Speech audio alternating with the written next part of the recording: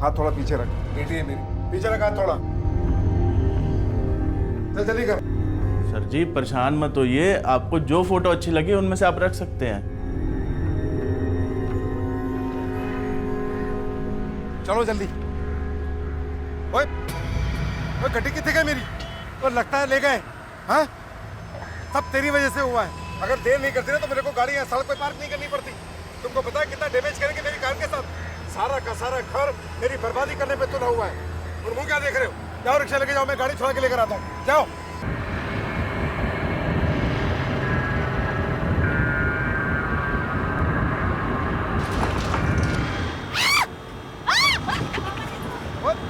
वो तेरी ओए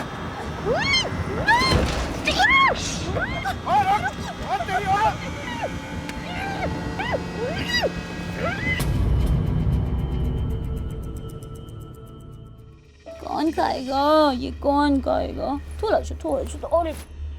अच्छा पापा को फोन लगाए?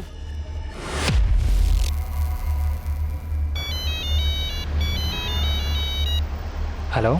हाँ कहाँ हो तुम? हाँ बाबा आ रहा हूँ बस 10 मिनट में। और हाँ सुनो, खाना मत खाना। अरे मैं लेकर आ रहा हूँ। अच्छा ठीक है, जल्दी आ जाओ। बस तो शेयर रोक दो। ये लो, थैंक यू। पापा आ रहे हैं। थोड़ा चुका लो गुड़िया। अरे अरे अरे अरे अरे।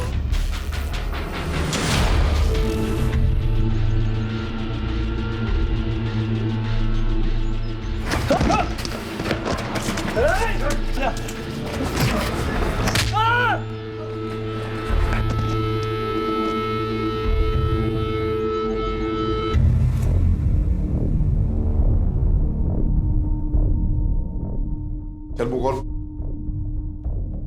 हाँ मुंह बंद कर। बस अभी 24 घंटे में तो बिल्कुल ठीक हो जाएगा, ठीक है? पक्का ना? स्टैम्प पेपर पे लिख के दूं? अरे मैंने इलाज किया तो ठीक होगा ही। चलो अभी मुझे और भी मरीज देखने हैं, चलो जल्दी। नेक्स्ट। बैठो। रेणुका, रेणुका।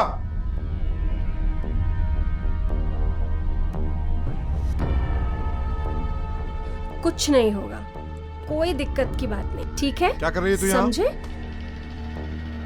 पापा जी वो बस पूछ रहा था मरीज कि को भड़का रही है? नहीं नहीं पापा जी। चुप कर। और तू यहाँ इलाज करवाने आया, टाइम पास करने आया? तेनू पता है ना दवा खत्म हो गई है। चल जा अंदर, लेके आ दवा।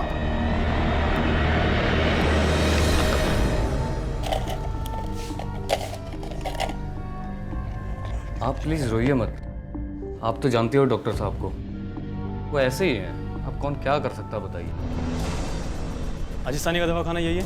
हाँ जी यही है। कहाँ है वो? अंदर। अरेस्ट करने आए हो या इलाज करवाने? जो भी है जल्दी बोलो, बाहर मेरे और भी पेशेंट हैं। आपके दामाद नवीन पर कल रात हमला हुआ है, उसी सिलसिले में आए। जिंदा है लेकिन उसकी हालत बहुत खराब है, सर पे गहरी चोट लगी। वही तो मैं सोचूं कि मेरे इतने अच्छे भाग का जो मुझे उसकी मौत की खबर सुनने को मिलती। मेरी एक बेटी तो विधवा है और दूसरी को विधवा देखने के लिए मेरी आंखें तरस गई हैं। सर मैं इस बारे में कुछ भी नहीं जानती। झूठ क्यों बोल रही हैं भाभी? आप इंस्पेक्टर साहब को बताते क्यों नहीं कि ये अटैक आपके पापा ने करवाया है? तुम कौन हो और इतना दावे के साथ कैसे कह सकते हो? सर हम दोनों नवीन के दोस्त हैं और भाभी जी और नवीन की लव मैरिज हुई थी, वो भी भाग कर।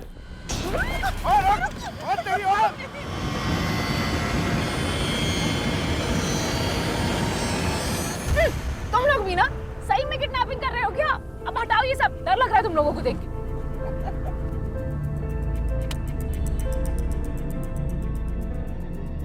सर दरअसल पापा जी अभी भी नवीन को अपने जमाई की तरह स्वीकार नहीं करते। उसकी कोई खास वजह? उसका बाप ड्राइवर था मेरा और उसका वो पिल्ला नवीन मेरी बेटी को भगा के ले गया था। शादी के बाद नवीन के कहने पर हमने पापा जी को फोन किया और उनसे मिलने भी गए। पापा जी मम्मी जी और दीदी नजर नहीं आ रहे? बाहर गई है, मैंने भेजा है और इन्हें बुलाया है तेरे इस दूल्हे की खातिर करने के लिए। देख क्या रहे हो? शुरू जाओ, तोड़ दो उसकी हड्डी।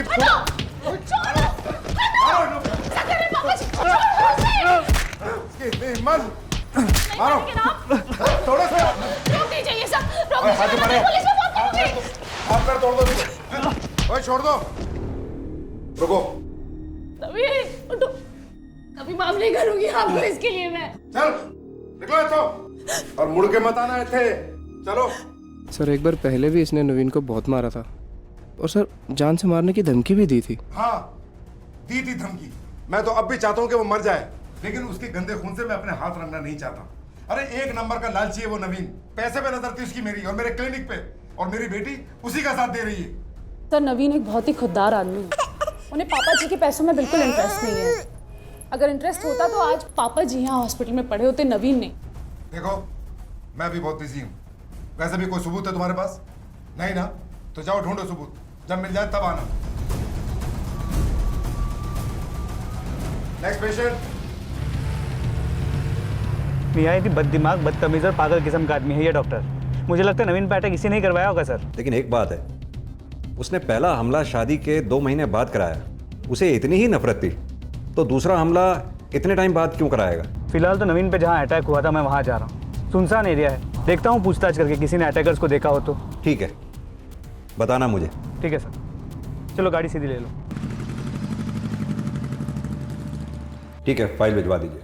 राजेश, वो नवीन वाले केस का क्या हुआ, कुछ पता चला? सब तक कुछ पता नहीं चला, लेकिन डॉक्टर का फोन आया, नवीन को होश आ गया। मैं अस्पताल जा रहा हूँ उसका स्टेटमेंट लेने के लिए। उम्मीद है कुछ पता चल जाएगा। हमें बताइए कि उस दिन क्या और कैसे हुआ।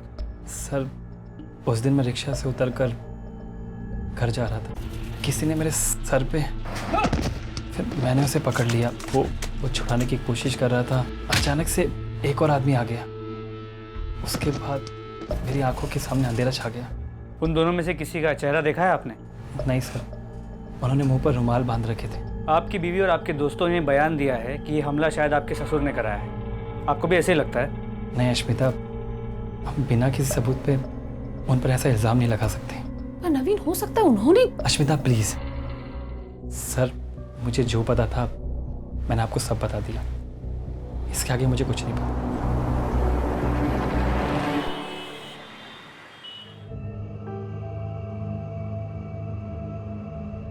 तुम यहाँ इतनी सुबह? छिप कर आई हूँ। नवीन जी के बारे में सुना तो रहा नहीं गया। कैसे हैं अब? जब से इन पे हमला हुआ है मैं बोल रही हूँ चलो और चल के पापा जी के खिलाफ रिपोर्ट लिखवाओ। मुझे पूरी उम्मीद है कि उन्हीं ने किया है, पर इनकी महानता से परेशान आ गई हूँ मैं। बात महानता की नहीं है अश्मिता, मैं तुम लोगों की ये बिना वजह की लड़ाई खत्म कराना चाहता हूँ। और तुम अब गुस्सा छोड़ो, नहीं तो मैं ठीक नहीं होऊंगा। अरे क्या हुआ? हाँ सर दर्द हो रहा है। मैं डॉक्टर को बुलाऊं? नहीं, तुम्हारी दी टेंशन से। बहुत नाटक करती हो तुम।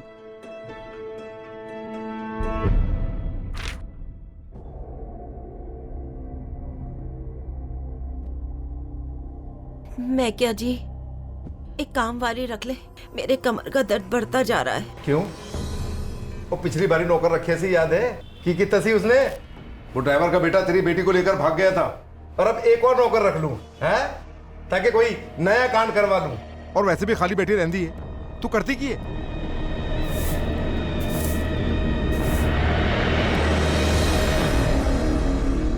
कहाँ गई थी? बोल। पापा जी मैं मंदिर से। अच्छा, मंदिर गई थी? तो ला दे, ला प्रसाद दे मैनू। मंदिर गई थी ना, दे प्रसाद। की छुपा रही है? दिखा दिखा मैनू।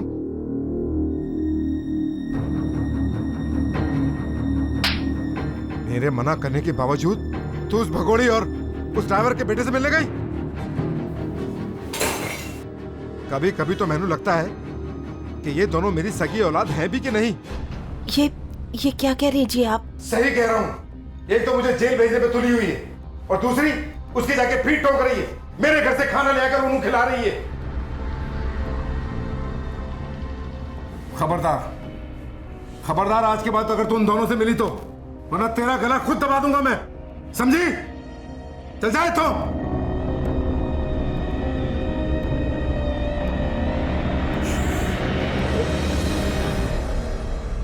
अब गलती नहीं करेगी, अब गुस्सा थूक दीजिए। ये हमदर्दी का नाटक मेरे साथ मत कर। तू भी ऐसी है। ये दोनों लड़कियां तेरी ही पैदाइश हैं। चल जा, अभी मेरा नहाने का पानी भर।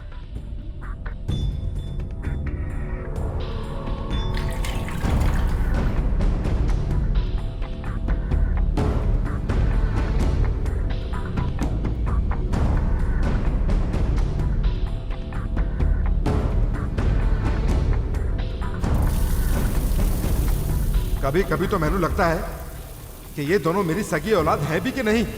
तू भी ऐसी है। ये दोनों लड़कियां तेरी ही पैदाइश हैं।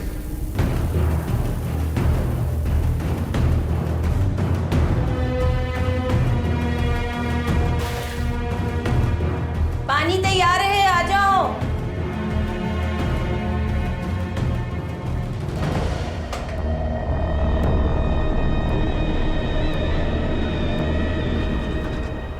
हाँ? इसका टेस्ट अजीब सा क्यों है?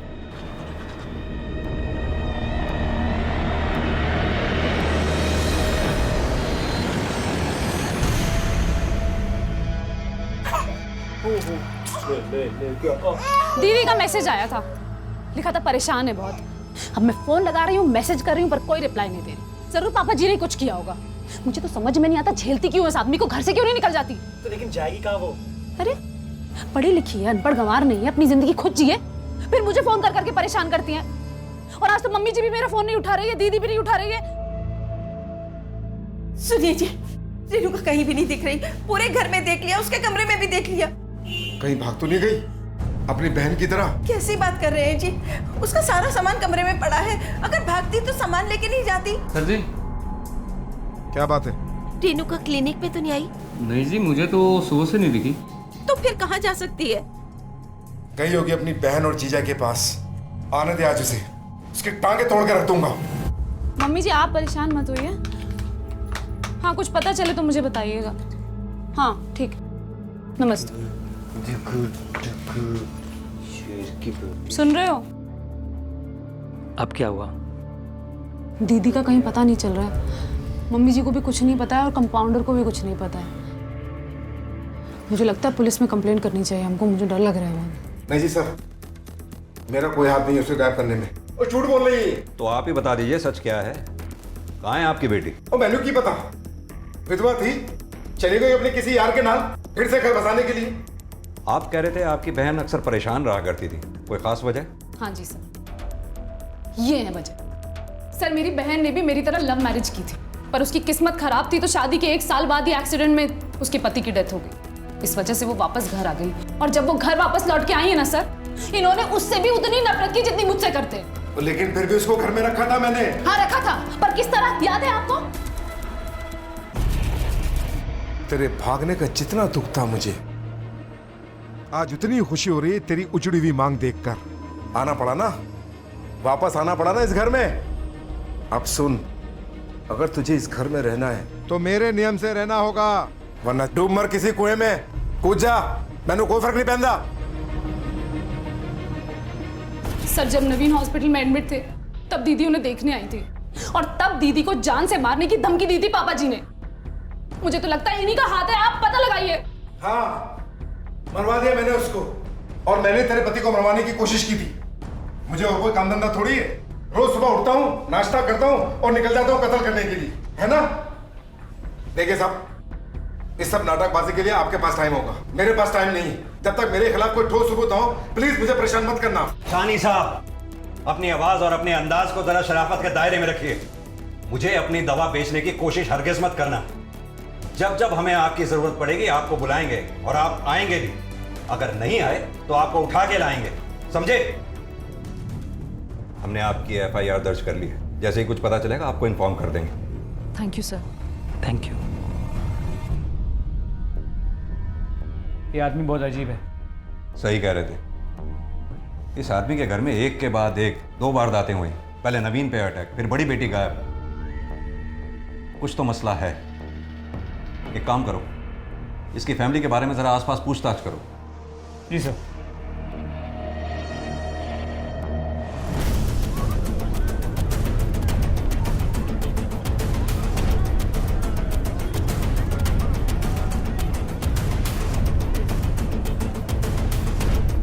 परेशान तो बहुत रहा करती थी वो। सानी साहब बड़ी बेइज्जती कर देते थे उनकी। अब कुछ दिन पहले की बात है। मुंह खोलो।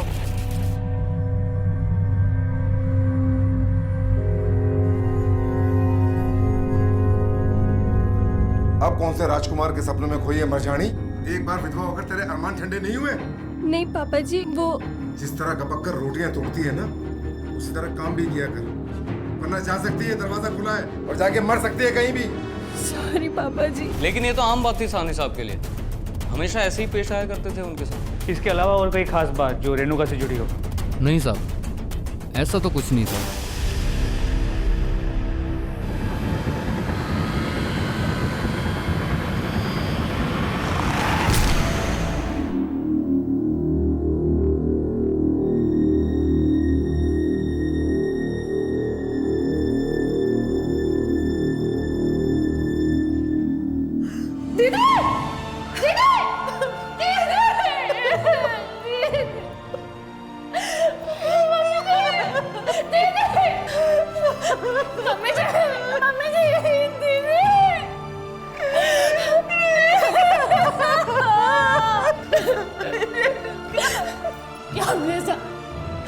अब आपकी कलेजे को ठंडक मिल गई। आपने मारा ना दीदी को, आपकी बेटी ने देखो इन्होंने किया है। ये रिकॉर्ड रूम में जमा करा दो। सर, रेणुका की पोस्टमार्टम रिपोर्ट, बॉडी में सेडेटिव के ट्रेसेस मिले हैं। हादसे से पहले उसने दवा ली थी। लेकिन हमारे पास तो कोई ऐसी इन्फॉर्मेशन नहीं है कि वो सेडेटिव्स लेती थी। सर, इतना तो हम जानते हैं कि वो अपने पिता से परेशान थी। फ्रस्ट्रेशन में उसने जान देने के बारे में सोची हो। हिम्मत ना जुटा पाई तो दवा लेके गाड़ी के सामने कूद गई। उसके पास से कोई सुसाइड नोट मिला? सर, ये रेणुका का फोन है जो हमें इसके रूम से मिला है। सर, इस फोन से एक नंबर पे काफी कॉल्स किए गए हैं। किसका नंबर है? सर, इसका नंबर है ये। बुलाओ उसे। Okay sir. जी हाँ सर, मैं रेणुका से बातें किया करता था और हम लोग कई बार बाहर भी मिले थे। वो अकेली थी और पापा जी के रवैये के चलते काफ़ी परेशान रहा करती थी। उन्हें संभालने के लिए मैं... तुम्हारी वाइफ को मालूम है तुम्हारी ये सो कॉल्ड संभालने वाली मुलाकातों के बारे में? जी नहीं सर, वो अपनी फैमिली को लेकर पहले से काफ़ी परेशान रहा करती है, तो इसलिए मैंने उसे कुछ भी नहीं बताया। हो सकता है रेणुका और तुम्हारे बीच में अफेयर रहा हो, उसने इस बेनाम रिश्ते को नाम देने की बात की हो और तुमने मना कर दिया हो, इसके चलते उसने सुसाइड कर लिया हो। सर, ऐसा कुछ भी नहीं था। हमारे बीच में ऐसा कोई भी रिश्ता नहीं था। मैं अपनी बच्ची की कसम खाकर कहता हूँ, आप मेरा यकीन कीजिए। अगर मुझे तुम्हारी कहानी पर यकीन करने की कोई वजह दिखाई दी तो ठीक, वरना मैं तुम्हें फिर बुलाऊंगा। अभी तुम जा सकते हो। जी सर।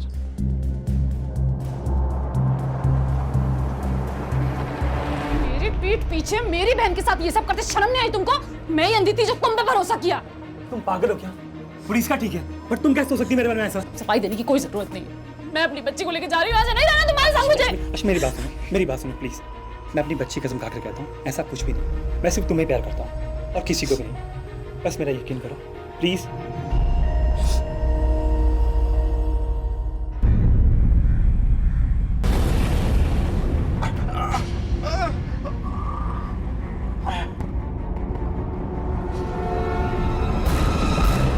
पहले नवीन पे अटैक हुआ, फिर रेणुका ने सुसाइड किया और अब आपके फादर गायब हैं। आखिर चल क्या रहा है आपकी फैमिली में? हर रोज की तरह सुबह 10 बजे नाश्ता करके क्लिनिक के लिए निकले थे।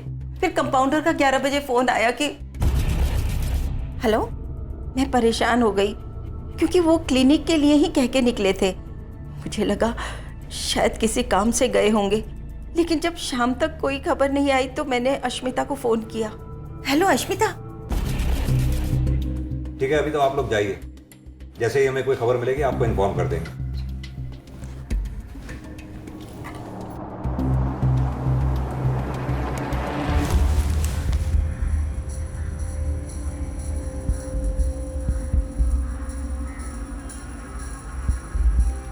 सर। अच्छा, अभी रखता हूँ। हाँ बोलो। सर, कंट्रोल रूम से मालूम चला है कि रामलीला मैदान में एक लाश मिली है। चलो।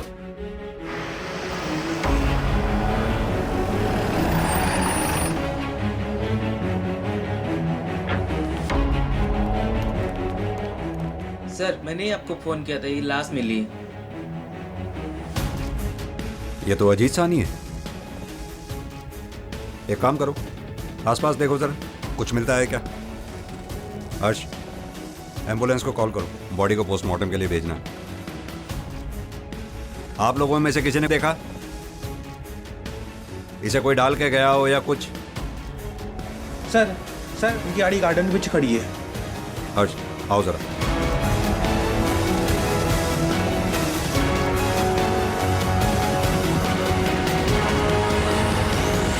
क्या मर गए? नहीं नहीं, ये नहीं हो सकता। पता नहीं भगवान मुझे किस चीज की सजा दे रहा है।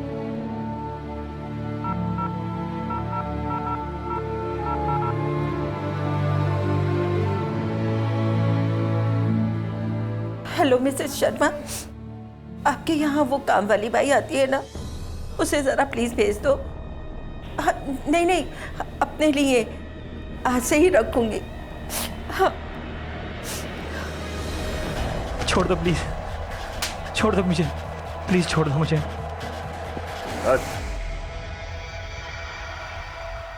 तकलीफ तो बहुत हो रही होगी ना तुझे? हाँ? पैसे कब देगा? सत्तार भाई, मैं कोई भी बहाने नहीं बना रहा, मुझे थोड़े दिन और दे दीजिए। मैंने आपको कहा था ना कि मेरा एक बहुत बड़ा काम होने वाला है, वो हो गया है। मैं आपके सारे पैसे लौटा दूंगा, वो भी ब्याज के साथ। मेरा प्लीज यकीन कीजिए।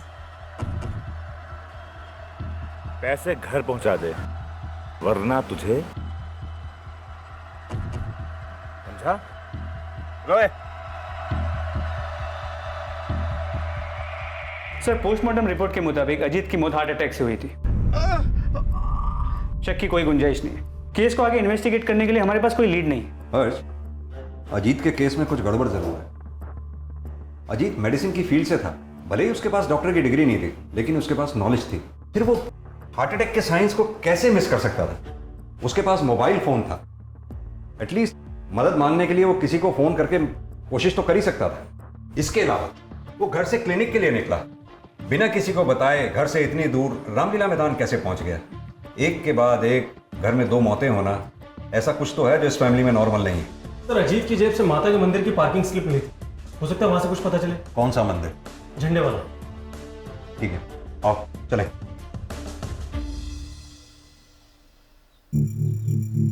पंडित जी, इसे पहचानते हैं आप? मैं जानता तो हूँ, अजीत नाम है इनका। पिछले कुछ दिनों से इनका आना जाना है यहाँ। आपकी आखिरी बार बात कब हुई थी इनसे? आखिरी बार जब वो रो रहे थे। रो रहे थे? जी। कब की बात होगी? 4-5 दिन पहले। भगवान की मर्जी के बगैर इस दुनिया में पत्ता भी नहीं हिल सकता। जो आपकी बेटी के साथ हुआ है, इसमें भी शायद उसकी कोई मर्जी होगी, और इसमें आपका कसूर कहाँ है? नहीं पंडित जी, सारा दोष मेरा है। बरसों पहले मेरे से एक पाप हो गया था, जिसका शराब मैनू लगा है। शायद इसीलिए मेरे साथ ये सब हो रहा है। व्यर्थ चिंता मत करो, सब ठीक हो जाएगा। मतलब ये जो अजीत अचानक मंदिर जाने लगा, इसकी वजह रेणुका की मौत नहीं, बल्कि उसी के पापों का गिल्ट, जिसके बारे में उसने उस पंडित को बताया था। क्योंकि जिस दिन उसकी मौत हुई उस दिन भी वो मंदिर गया था। क्या टाइम बताया था पुजारी जी ने? सर 10:30। 10:30। मंदिर से मैदान की दूरी है 45 मिनट, और अजीत की मौत का समय है 11 बजे। इसका मतलब उसकी मौत ना तो मंदिर में हुई है ना मैदान में। उसको जब हार्ट अटैक पड़ा तो वो रास्ते में था। अब सवाल ये है कि हार्ट अटैक में वो गाड़ी चलाकर मैदान तक पहुंचा कैसे? जरूर उसके साथ कोई था जो गाड़ी चलाकर मैदान तक गया, उसकी लाश वहां फेंकी और वहां से चला गया। सर, यानी ये वो शख्स है जिसे कभी अजीत ने नुकसान पहुंचाया था? बिल्कुल हो सकता है। अब सवाल ये उठता है कि वो शख्स है कौन?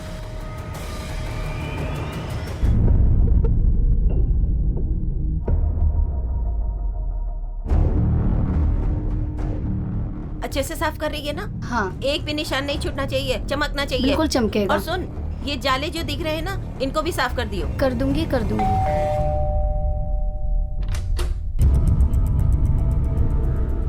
तुम लोग? जी हाँ, इतना सब होने के बाद आपको अकेला छोड़ना हमें ठीक नहीं लगा, इसलिए चले आए। पापा जी ने तो हमें कभी हमारा हक दिया नहीं मम्मी जी, पर अब वो नहीं है तो चल।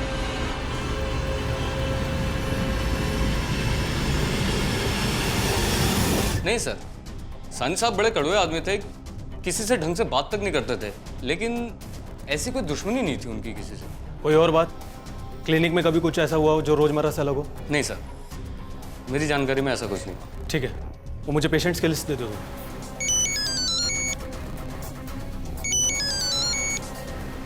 हाँ सर। सर कुछ खास इन्फॉर्मेशन तो नहीं मिली है, लेकिन मैंने पेशेंट्स की लिस्ट ले ली है, शायद कुछ पता चले। Okay sir.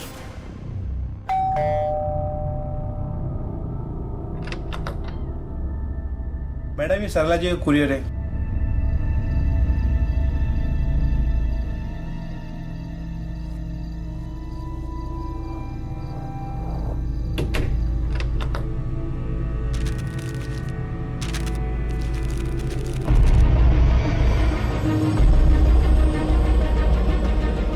मम्मी जी, कोर्ट से आए ये पेपर्स। अगले महीने सुनवाई है और आपने हमें बताया तक नहीं। पापा की पूरी प्रॉपर्टी पे आप अकेले दावा करेंगी? तेरी हिम्मत कैसे हुई मेरी चिट्ठी पढ़ने की? अच्छा हुआ जो पढ़ लिया, कम से कम पता तो चला कि क्या चल रहा है। मुझे और नवीन को कोर्ट में घसीटेंगी आप? तो जिंदगी भर तेरे बाप की ज्यादतियों को सहती रही मैं। तेरा क्या, तो शादी करके चली गई। आज जब मुझे मौका मिला है अपनी जिंदगी जीने का, तो आज आ गए हिस्सा मांगने के लिए। मैं ऐसा होने नहीं दूंगी। तुझे जायदाद में से एक फूटी कौड़ी भी नहीं मिलेगी। झेला तो मैंने भी है मम्मी जी, और आपसे कहीं ज्यादा झेला है। अच्छा, क्या झेला है तूने? हाँ, क्या भुगता है तूने, बता। छोड़िए, आप नहीं समझेंगे, पर एक बात समझ लीजिएगा, अपना हक मैं लेकर रहूंगी। अश्मिता,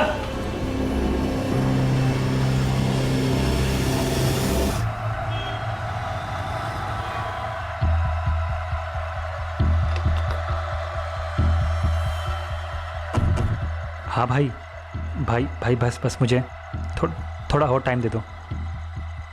मैं पक्का आपके पैसे करवा दूंगा जी।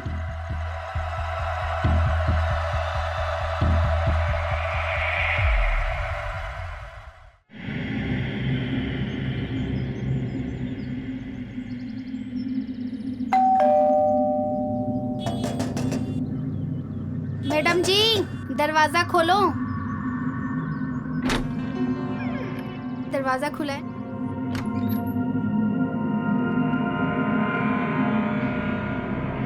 मैडम जी। तरला जी, कैसे हुआ ये सब? मैं घर में थी, तभी घंटी बजी। मैंने सोचा काम वाली आई होगी, मैं दरवाजा खोलने गई, तभी एक आदमी अंदर धक्का देके घुसाया। उसने मुंह ढका हुआ था, मेरे सर पर किसी चीज से वार किया।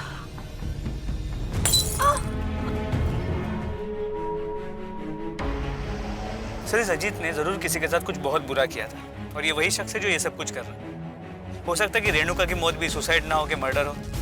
पहले उसने नवीन पे हमला किया, फिर खुद डॉक्टर अजीत को मार दिया, और अभी सरला पे हमला। हो सकता है कि ये भी उसी ने किया। भाई प्लीज छोड़ दो भाई प्लीज भाई प्लीज छोड़ दो भाई नहीं प्लीज। पैसे देगा या नहीं देगा? भाई मुझे बस कल तक का टाइम दे दो। मैं कल आपके सारे पैसे चुका दूंगा। कल रोज नए बहाने। कल दूंगा, परसों दूंगा। सत्तार भाई का पैसा है, हजम नहीं होगा, आराम से, समझ गया? कब देगा पैसे? भाई कल तक चुका दूंगा पूरा पैसा।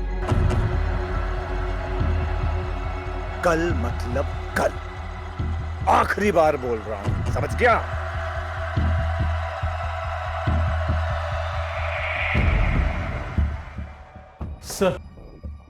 सर अजीत का एक पेशेंट मिला है, उसके पास में कुछ खास इंफॉर्मेशन है। अच्छा, बुलाओ। सर, ये बात अजीत की मौत से कुछ दिनों पहले की है सर। मैं अपने दोस्त के कहने पर उनके यहाँ दमे की दवाई लेने के लिए गया था। दवाई तो मिल गई थी सर, लेकिन दवा के पेट में जाते ही मेरी हालत बिगड़ने लगी। अरे क्या हुआ? हाँ, क्या हुआ? विजय, क्या हुआ? देख, संभाल, आराम से।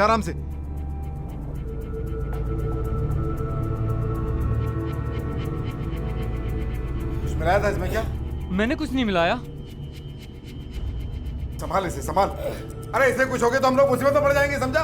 वो और उनका कंपाउंडर दोनों मुझे उठाकर अपने एक जानने वाले डॉक्टर के पास ले गए और डॉक्टर ने जांच के बाद बताया कि दवाई प्रॉपरली बनाई नहीं गई थी, कंपोजिशन में कुछ तो गड़बड़ था सर। आप यकीन के साथ कह सकते हैं कि उस दिन कंपाउंडर भी साथ था आपके? जी सर, वो दोनों ही मुझे साथ लेकर गए थे। फन से झूठ बोला तूने, फन से झूठ बोला तूने। मार क्यों रहे हो साहब? झूठ क्यों बोला? साहब मैंने आपसे कोई झूठ नहीं बोला है। झूठ नहीं बोला तो सच भी नहीं बताया तूने। क्यों नहीं हमें बताया तूने कि एक बार दवा का कंपोजिशन गलत हो गया था, पेशेंट को हॉस्पिटल भर्ती कराना पड़ा, उसकी जान जाते जाते बची थी। तूने की थी ना वो गड़बड़, इसलिए हमारे बार बार पूछने पर भी तूने हमें नहीं बताया। बोल, किसके कहने पर किया था तूने और क्यों? बोल। सरला के कहने पे। सरला के कहने पर? सरला और मेरे बीच में संबंध थे। सानी साहब के साथ वो नरक जैसी जिंदगी बिता रही थी, इसलिए हम करीब आ गए। उसने मुझे दवा के कंपोजिशन में गड़बड़ करने को कहा। इससे सारा इल्ज़ाम सानी साहब के ऊपर आ जाता और उन्हें जेल हो जाती और उनका सारा पैसा हमें मिल जाता।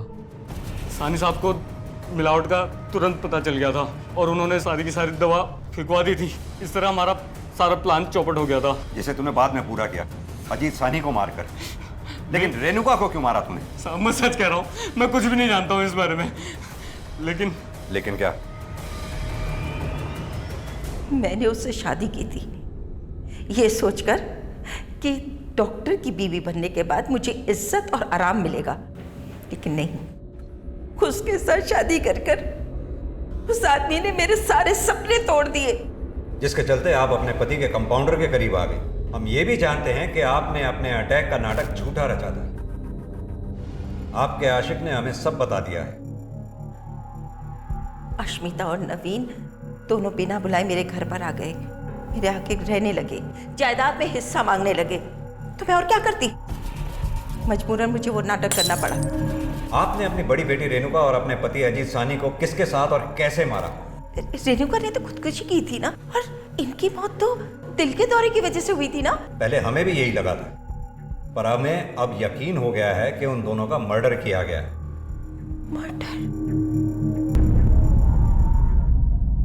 ये सरला की इंटेरोगेशन से कुछ हाथ नहीं लगा? कॉल रिकॉर्ड से भी कुछ नहीं मिला। सर, मैंने रेणुका और सानी साहब का खून किया है। मुझे मेरा जुर्म कबूल है, गिरफ्तार कर लीजिए मुझे।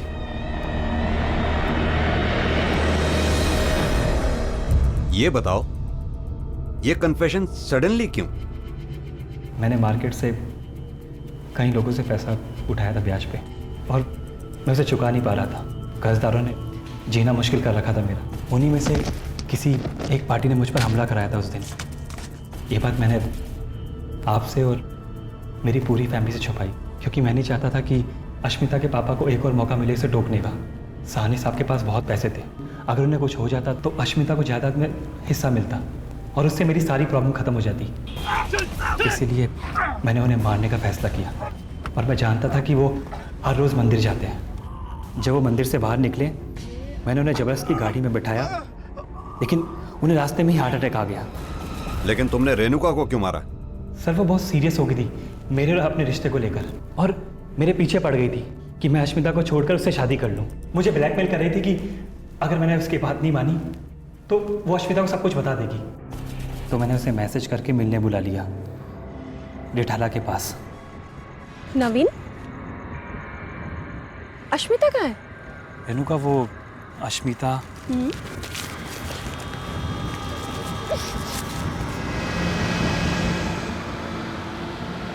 मैंने उसे नशीली दवा खिला के गाड़ी के नीचे कुचल दिया। अच्छा, जिस दवाई से तुमने रेणुका को बेहोश किया था उसका क्या नाम था? सर, वो दवाई, उसका मुझे नाम याद नहीं है। अच्छा, ये बताओ तुमने अजीत को कहाँ मारा था और कितने बजे? पार्क की तरफ, लगभग एक बजे। ले जाओ। चल। हर्ष, ये नवीन झूठ बोल रहा है। इसने ये कत्ल नहीं किया, क्योंकि इसे ये भी नहीं पता कि रेणुका को बेहोश करने के लिए क्या यूज किया गया था। और रही बात अजीत के कत्ल की, तो उसकी मौत ना तो मंदिर में हुई थी ना पार्क में। उसकी मौत का टाइम भी 11 बजे के आसपास का था। तो फिर ये सब किया किसने? मैं जानता हूँ किसने किया। मैंने ही मारा है अजीत साहनी और रेणुका को, पर आपको ये कभी पता नहीं चलता अगर नवीन ये सब नहीं करता। हमें पहले से ही यकीन था कि ये मर्डर तुमने ही किया है, और ये भी कि इस मर्डर में तुम अकेली नहीं हो। कौन था तुम्हारे साथ? नवीन के दोस्त विक्की और सनी। लेकिन अपने ही पिता और बहन का मर्डर क्यों किया तुमने? पैसों के लिए? पैसे? दुनिया के सारे पैसे भी मिला लो ना सर, तो वो घाव नहीं भर पाएंगे जो मेरे पापा जी और मेरी बहन ने मुझे दिया। कैसा घाव? क्या किया था उन्होंने तुम्हारे साथ? तब मैं सिर्फ 11 साल की थी। मुझे डांस का बहुत शौक था। पापा जी मना करते थे, लेकिन फिर भी मैं रोक नहीं पाती थी खुद को।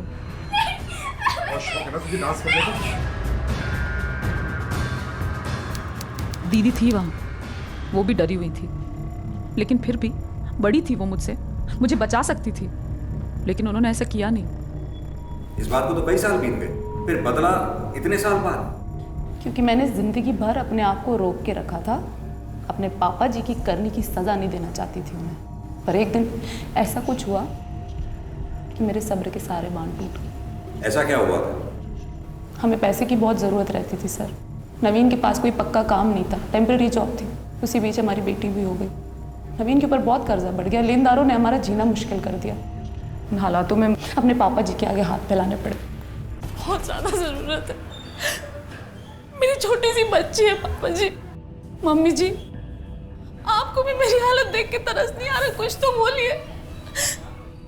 दीदी, तुझे तो बड़ी अकड़ थी ना अपने पति पर और अपने लिए हुए फैसले पर। उनकी होया आना पड़ा ना मेरे पास भीख मांगने के लिए, तो वक्त की रोटी भी नहीं खिला पाया तेरा वो नवीन। उस दिन मेरे सब्र के सारे बांध टूट गए। पापा जी से तो मैं बचपन से ही नफरत करती थी। उस दिन मम्मी जी और दीदी से भी नफरत हो गई। दूसरी बार धोखा दिया था उन्होंने मुझे, इसलिए मैंने भी फैसला कर लिया कि अब मैं सबको मार डालूंगी, किसी को नहीं छोड़ूंगी। और मैंने मार दिया। बड़ी शांति मिली उन्हें अपने आंखों के सामने तड़प तड़प कर मरता हुआ देखने में। अगर ऐसा था तो तुमने अपनी माँ को क्यों नहीं मारा? वो भी तो रेणुका की तरह खामोश थी। सही मौका देखकर अगली बारी उन्हीं की थी, उन्हें भी मार डालती हूँ। लेकिन नवीन ने अजीत ने अपनी ही मासूम बच्ची की इज्जत को तार तार करके गलती नहीं की, बल्कि गुनाह किया, और इस गुनाह को ना तो माफ किया जाना चाहिए था और ना ही नजरअंदाज। लेकिन सच्चाई जानते हुए भी ना तो सरला ने अपनी बेटी को इंसाफ दिलाने की कोई कोशिश की, और ना ही अश्मिता की बड़ी बहन रेणुका ने इसके खिलाफ कोई आवाज उठाई। और उनके इसी रवैये ने अश्मिता की मासूमियत को छीन कर उसके अंदर एक लावा भर दिया, जो जीवन भर उसके अंदर उबलता रहा और आखिर में उसे और उसके पूरे परिवार को ले डूबा। अब मैं अनूप सोनी आपसे विदा लेता हूं। फिर मुलाकात होगी अगले एपिसोड में एक और चौंका देने वाले केस के साथ। तब तक अपना और अपने परिवार का ख्याल रखें और देखते रहें क्राइम पेट्रोल डायल 100। सबक एक को सीख हम सबको। जय हिंद।